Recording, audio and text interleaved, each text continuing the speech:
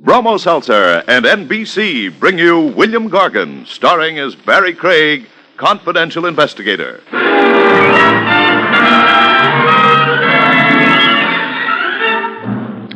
The major trouble with murder as a career is that it has no future. You come pretty quickly to the end of your rope, and usually it's around your neck.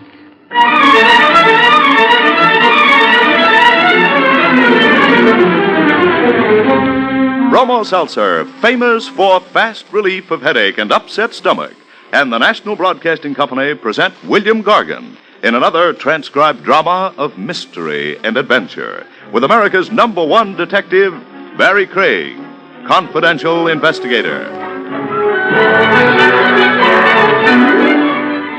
This is Bill Gargan. Before I tell you about tonight's story, which I call The Crimson Queen, here's a word from Bromo Seltzer, famous for fast relief of upset stomach as well as headache. Miss Jordan, report to clinic. Miss Jordan, report to clinic. Miss Jordan. In a recent clinical test, 8 out of 10 nurses reported that for upset stomach, Bromo Seltzer works best. Actually, Bromo Seltzer relieved distress of upset stomach better, more effectively than any of the 5 leading upset stomach remedies which were studied. You see, sparkling, refreshing Bromo Seltzer contains sodium citrate, one of the finest ingredients known to doctors for the relief of acid indigestion. And only Bromo Seltzer gently relieves nervous tension so often associated with upset stomach. So remember, 8 out of 10 nurses report for upset stomach, Bromo Seltzer works best. next time, for prompt relief of upset stomach as well as headache, take Bromo Seltzer, the one leading remedy proved best by a recent clinical test. For best results, use cool water. Follow the label. Avoid excessive use. And remember, 8 out of 10 nurses report for upset stomach, Bromo Seltzer works best.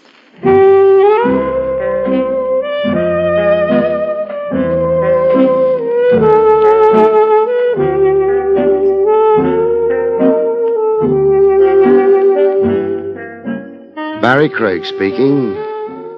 Wintertime, and the nights may be longer, but if you're a confidential investigator like I am, this does you very little good. Except that it gets you out of your office that much quicker. But in my case, it generally gets me over to Willie's wagon, which isn't bad. It's warm there, the windows are steamed over. There's a feeling of being protected against the wind and snow and cold. The only trouble is, there's also Willie's food. Craig, Yes, Willie? I ever make cracks about your investigating? No, Then lay off my food. I'd like to. I meant the cracks. What's the matter with that hamburger you're working on? I don't think it's completely dead. Then drink some coffee. That'll kill it. What'll it do to me? You ain't had a stomach lining for 10 years. What are you worrying about? Touche. Touche. Some days you can't make a nickel. Hey, what do you know? Maybe a cash customer. Hey, there's something wrong with this. Mr. Craig. Yes? My name is Hanson. Peter Hanson. Hey, you better grab a stool. You look... No, never mind. That. I was at your office. Elevator men told me I might find you here. Jake was right. Want to retain you. Well, that's not hard, but... Want to retain you to find... To find Yes? my murderer. Oh. Hey, he passed out. Yeah. Way out. What? He was holding the front of his coat together with one hand. It's open now. So what? Oh, that's blood. A knife wound. Blood still coming out, which means he was stabbed not very long ago. Something in his other hand. If I can get it out. Yeah. What is it? Part of a chess set. A queen. A crimson queen. Peter Hanson had come to Willie's wagon with a fatal wound in his chest and a crimson queen gripped tightly in his hand. Peter Hanson had come to Willie's wagon to die there and had died. You want I should call the cops? In a minute. They might not like you going through his pockets. Who's going to tell him about it? Okay, but He was my client. not for long. Didn't pay you much either. Bargain basement tonight. All right. You can notify the police now. Find anything on him? Just an address. Some days nobody can make a nickel. Hey, you leaving? Yeah, Well, should I tell the cops you were here? sure. And where shall I tell them you went? Where? Tell them I went looking for a chess game.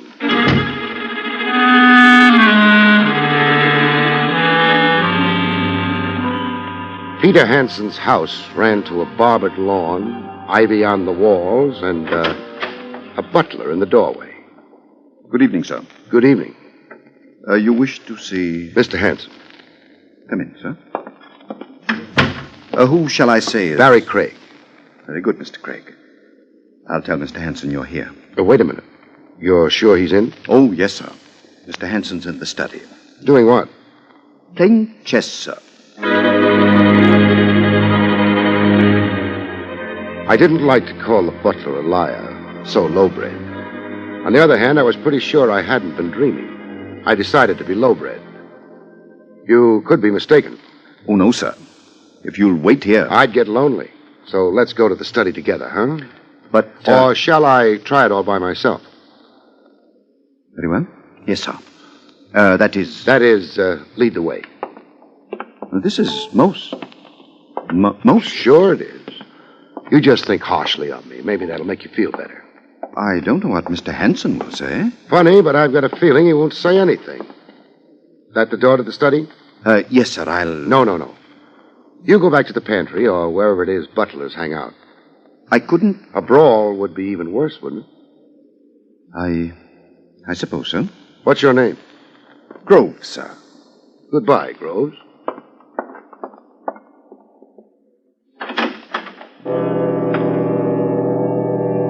I opened the door of the study and walked in. Nobody noticed me. It was the kind of room that looks maybe a little hackneyed after you've seen enough English pictures. But I guess the movies got the idea from someplace. There was a small table over at the far end near the fireplace. There was a chessboard on the table covered with chess pieces. And there was a chess game going on. Yes, Groves, what is it? Oh, this isn't Groves. Then go away. I can't be disturbed. My bishop's in a dreadful position. So's Peter Hanson. What?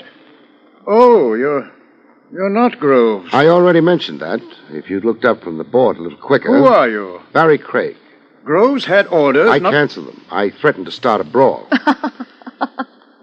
Well, everybody knows who I am. I don't know who anybody is. Then why come here? You can do something besides play chess and laugh. Yes. I didn't exactly mean... You meant introducing people to people. Uh-huh. I'm Mona Bailey, and he is Walter Hanson. How do you do? Well, now that that's been taken care of... We're just beginning, Mr. Hanson. This is your house? Oh, nonsense. Sorry. Peter is the wealthy one. Your brother? Of course he's my brother. There's a resemblance. Well, naturally there would be. You said something about Peter before, didn't you? Yes, I said he was in a bad position. You said, to be precise, that he was in a worse position than my bishop. I'm about to lose my bishop. You've already lost your brother.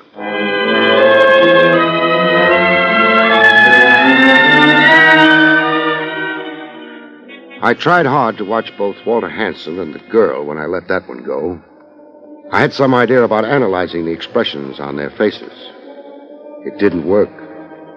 Walter had no expression, and Mona's face was not the face of a woman you'd expect to find spending a long winter evening playing chess. Apparently your message is of some importance. I'm not quite sure of its meaning. Nothing fancy about it. Your brother's dead. Oh, dear. Wouldn't you like to add a little something to that outburst of wild grief, Miss Bailey? Mrs. Bailey. My mistake. Not a very serious one. My husband's dead. So you turned to chess? I have quite a strong feeling that all this is, this conversation is improper. You may be right. Peter's death is, of course, a great shock. A very great shock. You've said so. But, how did he die? Automobile accident or, Heart failure. Oh? Strange, though. I had no idea Peter's heart was weak. It wasn't until someone stuck a knife in it. The pair of them were good, very good. All they did was stare politely at me. I might have just told them the fuchsias in the greenhouse was suffering from a spotted blight, or maybe mildew. How distressing. Yes. On the other hand, now you're the wealthy brother. Why, yes. Yes, now that you mention it. Oh, but only half as wealthy. Who gets the other half? I do. Peter Hanson left you half his dough because you play such good chess? I was married to his sister's only child. Oh, that's good. Keeps it in the family. Walter over there was in quite a hurry to let me know you had as good a reason as he had for... Murdering Peter? But how could either of us have murdered him? He was alive when he left the house. When? Oh, about an hour ago. And Walter and I, have been here ever since. Together? Together. That right, Mr. Hanson? Of course it is. Playing chess? Yes. The number of moves both of you made figures. Your bishop is in a bad position, Mr. Hanson. I know it. But, Mrs. Bailey... Yes? Where's your red queen? Mona Bailey had the red pieces, minus a couple of pawns which were lying at the side of the board. And a red queen, which wasn't anywhere as I could see. But then I already knew where it was. I lost it. Careless of you to go shopping with it. I meant Walter took it. That means it would be off the board, but... I was so angry with myself, I threw it in the fire. A wild impulse? Well, I suppose you see I've quite a temper. Sure. Only thing is, your queen file hasn't been opened yet. It would have been impossible for any white piece to take it. I like the kind of detectives they have on radio much better. What kind's that? The kind that doesn't know anything about chess. Still, Walter will confirm my anecdote, won't he, dear? Of course. You became angry and threw it in the fire. The Red Queen. The Red Queen. Wouldn't it be a shame if it turned up someplace else? Good night. Wait, don't... Pay no attention to him, my dear. I can't let him go without... Oh. You, better answer that. It'll be the police. They'll have news for you. Except it won't be news, will it?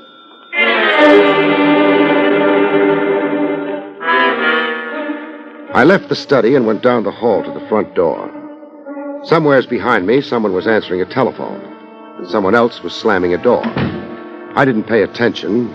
I got to the front door and went through it. The lawn was still as neatly barbered, and the moonlight lay smooth and cold on it. I started across it, and back in the house, somebody opened a window, but not to let some fresh air in.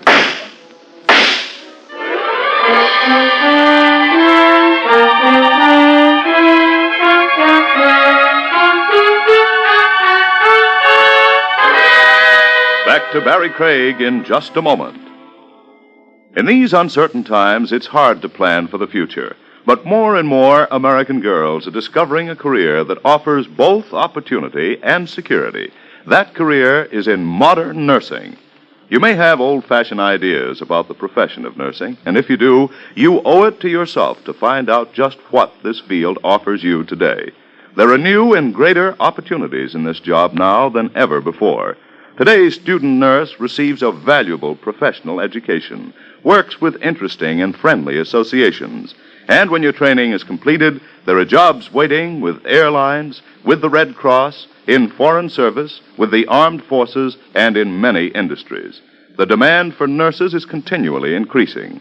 To become a student nurse, you must be a high school graduate or a college student of good health and character. If you can qualify, get full information at the nearest hospital in your community. And now back to William Gargan, starring as Barry Craig, confidential investigator.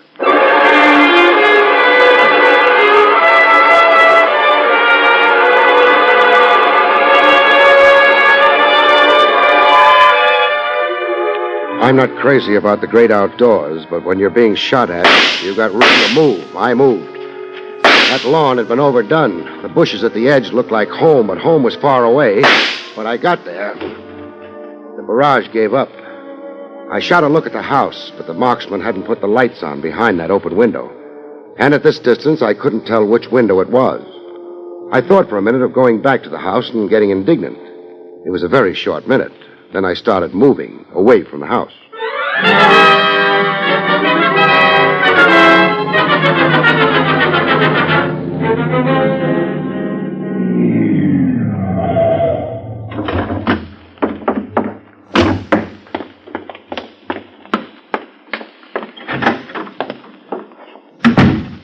Jake! Jake! Stop shouting. I had to wake you up. Wasn't asleep. Your eyes were shut and your mouth was open. That's so? That's so. I was concentrating. On what? Springtime. It happens to be the middle of the winter. That's what makes it hard. You know, Jake, there are times when I don't think you're the best elevator man in the world. You should have seen me farming in Vermont. Why? I was even worse at that. You going upstairs at this hour of the night? No, but I've got a question for you. You sent a man over to Willie's wagon earlier tonight. Yeah. Small man, perhaps around 60, pink and white complexion, gray hat, gray overcoat. Name of Peter Hanson. That's right. He said he wanted to see me. Yeah. What time was it? Oh, around 8:30. Which would be about right. 15 minutes for him to get to Willie's wagon, give or take 5, and... Jake, Yeah. did he look all right to you? Looked beautiful. What does that mean? $1 tip. Aside from that, I didn't notice anything wrong. that's not positive enough. Jake, did he have his coat open when he was in here? Yeah, he had to. Why? To get at that $1. That's what I wanted to know. Means he was stabbed on his way from here to the wagon, not before. Does, huh? Has to be that way. This fella stabbed bad? Bad as you can be. Jake, did he mention why he wanted to see me? No. Reason's obvious enough by now. Good night, Jake. Good night. Oh, Mr. Craig, you ain't going up? I'm going home, I think. Getting old? No more than usual. Why? I'm getting old more than usual, but I still wouldn't go home. What would you do? I'd go up to my office. There's someone up in the office? Yeah. Got here a couple of minutes before you did. Did he mention his name? She didn't. She? What did she look like? Springtime. Mona Bailey. Oh, that what they calling it this year? Thanks, Jake. You ain't using the elevator? No, the stairs. You need exercise? I need to make sure she doesn't know I'm on my way. I could be wrong, but she might be here to finish an unfinished job. 3 flights aren't a lot to climb, but they took me longer than you'd think. Of course, Mona Bailey might not have been the marksman behind the open window, but the odds weren't too good. And when someone has decided you make a lovely target, you need all the odds there are, even if she reminds a night elevator man of springtime. I pushed the door open, but didn't use the doorway, not for a couple of seconds. Nothing happened. I called myself a coward and walked through the doorway. Mona Bailey had whirled in the chair as I came through the doorway, and she wasn't holding a chess piece in her hand. Hello. Mr. Craig. Please don't call all this a coincidence. Oh, it isn't. Thanks. That gun in your hand might be a mistake, though. Not really. You see, I didn't know who'd be coming through that door. And now that you know, I'll put the gun away. in the pocket of your coat. Well, a girl never knows when she might need a gun. As, for example, at 8:30 this evening? Is that when Peter Hanson was killed? Roughly. Weren't you watching the time? You're being unkind. Are you always unkind? Call it self-defense. What did you want here? I might have wanted to see you again. So soon? We weren't alone the last time we met. We weren't close enough then for me to notice your perfume. And now you've noticed it. I'll remember it when I get to be as old as Jake. Well, that's too long to wait. I'll wait. Until you tell me why you searched the office. You didn't get a chance to close a couple of the desk drawers. You might have left them open. I might have, but I didn't. Good night, Mr. Craig. You're jumping cues. There's more conversation coming. Noticing those desk drawers, Mr. Craig, while I was close to you is insulting. Call it an occupational disease. What were you looking for? A red queen? I told you I threw it in the fire. Peter Hanson's right hand wasn't singed, Singed? as it would have been had he pulled the queen he was holding when he died out of the fire. Oh, I don't have it. By now, the police do. You try your story on them, they won't bother tying up loose ends. they'll arrest me? What do you think? What should I do? You were playing chess with Peter Hanson. Say at 8. Then what? He said he had an appointment and left. So Walter took his place at the board. And played with you. Yes. Without a queen? Still no good. Peter Hanson left. Where was Walter Hanson at the time? In his room, I guess. And he didn't join you till when? Nearly 9. Therefore, he can't alibi you. No. After I walked out of the Hanson house before, what did you do? I went to get my things. I knew I'd have to follow you. I hoped I'd be able to get here before you did, so I could look for the Queen. I thought you had it. You sure you didn't stop to slow me up by firing a few bullets at me? I didn't. Any witnesses to what you say happened? How could there be? I wouldn't know. We might try finding out. Come here to the window. Stay to one side, though. All right. That car across the street. Yours? I came by cab. Recognize the car? It's the Hanson car. It belonged, like everything else, to Peter. Know who's driving it? I can't see from up here. How would you like a chance to convince me that the perfume you use isn't something to forget? I'd like such a chance. Okay. Walk out of here, go downstairs, and walk out of the building and north along Madison a few blocks. Then take a cab home. That's all? That's all. All right, but... Don't worry. There'll be another installment.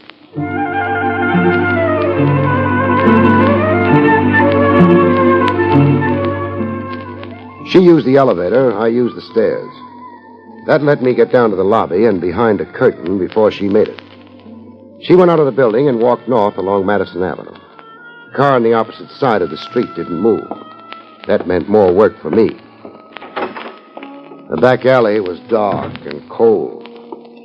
But it let me out half a block down from the entrance, half a block down and behind the waiting car. I crossed the street fast and moved in. The boy in the car was too busy watching the building entrance. I got the door open, reached in, and... Go on. I hope this hurts.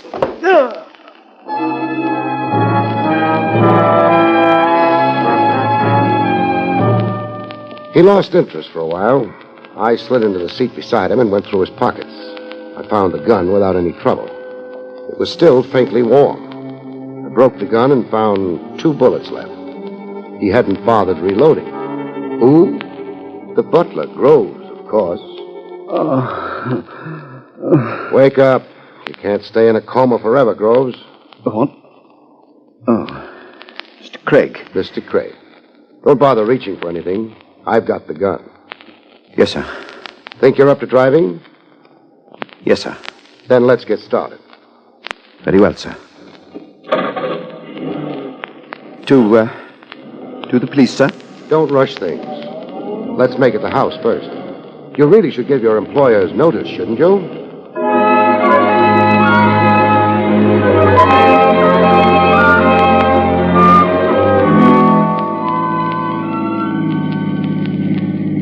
Groves. Yes, sir? How long has it been going on? How long has what been going on? The thefts from the house. That tells me there have been thefts, but it doesn't tell me how long. Peter Hanson was a selfish, grasping old man. Don't speak ill of the dead. Why not? After they've done ill to the living. Meaning who? Miss Mona, sir. He wouldn't give her anything. Let her live the way she wanted to live. So she stole. I don't know, sir. But if she did, what matter?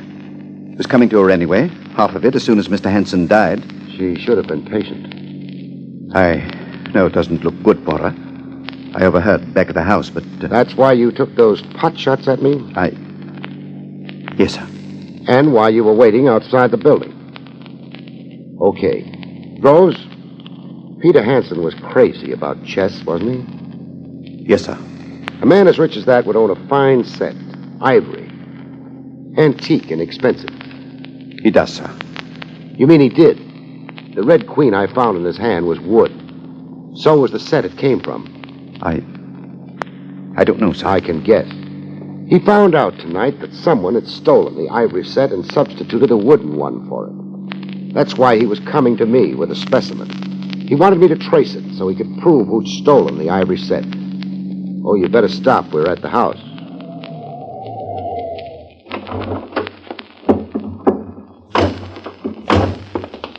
Don't bother knocking. It'll be the study. Yeah, but this time you come in with me. Yes, sir. Mr. Craig. Rose, what? He didn't have a chance to use up the last 2 bullets, Mrs. Bailey. What last 2 bullets? What's going on? Groves tried to murder me, Mr. Hanson. He did? Dreadful, but why? He's afraid I might pin the killing of Peter Hanson on Mrs. Bailey. Oh, really? But she couldn't have killed him, could she? Are you asking me? Well, you seem to know. Well, how about that alibi you handed her? Well, I didn't want any unpleasantness, but, well, if you have other evidence, have you? I have. Then I'm afraid I shall have to admit we weren't together all the time. As a matter of fact, I wasn't even home. I know you weren't. Now, you can't blame me for trying to shield Mona. Oh, I can't. What I'm blaming you for is trying to hang the killing on her. Hang the killing on her? Why, you're mad. Why would I do that? You might object to being electrocuted. It's unpleasant. Electrocuted? For what? The murder of your brother. Now, don't move!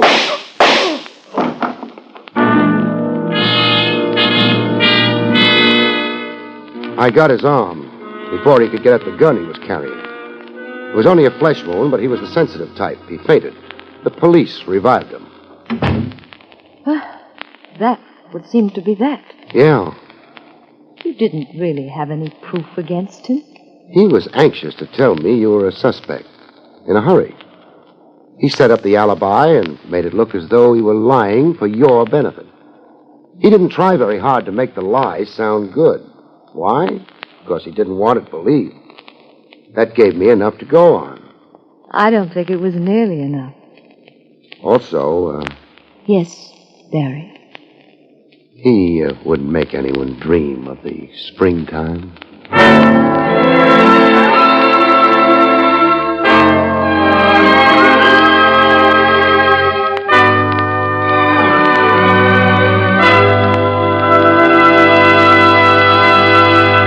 You've been listening to William Gargan in another exciting transcribed mystery drama from the adventures of Barry Craig, confidential investigator. Tonight's story, The Crimson Queen, was written by Lou Vittis. Next week, it's the strange story titled The Vanished Lady, about which Barry Craig has this to say. Next week, a laughing killer finds the laugh is on himself. A blonde turns gray when a corpse comes to life. And a gunsmith finds that shooting off his mouth can be fatal. Good night, folks. See you next week.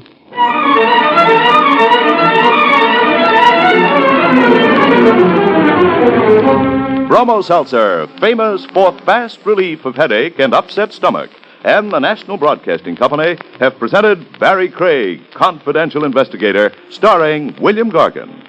Featured in the role of Mona was Barbara Weeks. Carl Caruso speaking.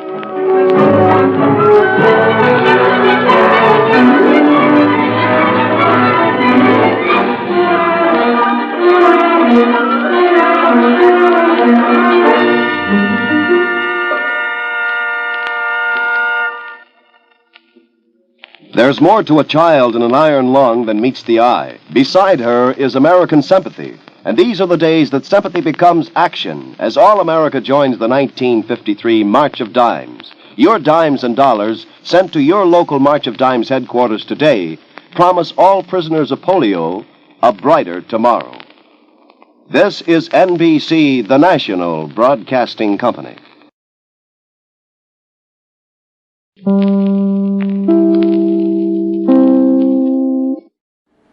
Would you like a shout out? Leave a comment in the section below. Tell me who you want to shout out to, who you want to shout out from, and we'll get it up here for you. Hey, we want to say thanks for tuning in. Please like and subscribe so you don't miss any. You got a lot more of these up there. Go check them out under the playlist. Leave us a comment. Tell us what you want to see, what you think, and we'll see you next time.